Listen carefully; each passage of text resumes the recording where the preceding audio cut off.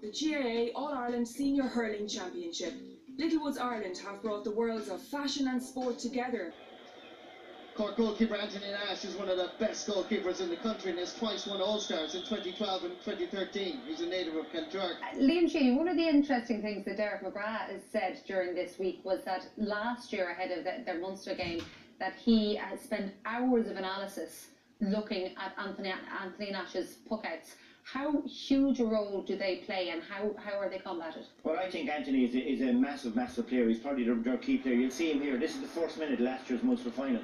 And Clare had made the decision to pack the middle third to try and cut out the space in that middle to stop Conor Leanne and these guys getting on the ball. But Anthony Nash worked it out and he got long ball. You can see here, Clare were very much, this is how they were setting up. They were bringing everyone into that middle third. But here again, short puck. Long ball in, and while 5 Clare backs are outside, they got it in one-on-one via Harnedy, and he bangs the ball over the bar. And here again, it's the movement, because none of them stand still. They've got, and once a goal, you can see movement. There he's allowed to pick out Luke Mead out in the middle, so he can go short or long. He puts it in front of Alan Caddigan. This is 11 minutes gone. The first goal in the Munster final to me is a massive score. It's a pity this guy's missing from the stage today. He's an outstanding player and he bangs it into the net. And it was no different in the second half. Colin Spillane again inside to where all Clare have all their bodies. Patrick Horgan out to Shane Kingston, and it's an easy score. And all Clare can do is look at the ball going over the bar. And here we have Damien Cahalane. You can see here Shane Donnelly spent a lot of time going over and back the field over the course of the game. He's given time. He's allowed to go again in over the traffic. He gets it in inside. Seamus Harnedy is onto it. It breaks onto Shane Kingston. He's going through and he eventually gets fouled and it's another free in.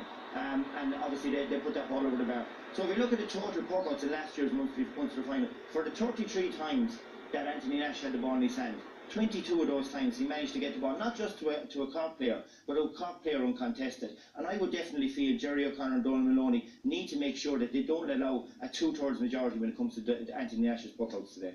You don't entirely agree with Liam? Yeah, well, the concept in the first place last year had merit in it, in terms of the situation you're in is, do you want Colin Spillane with ball in hand, or do you want Nash to have the freedom to pick it? So I think what Clare did wrongly is they retreated too far.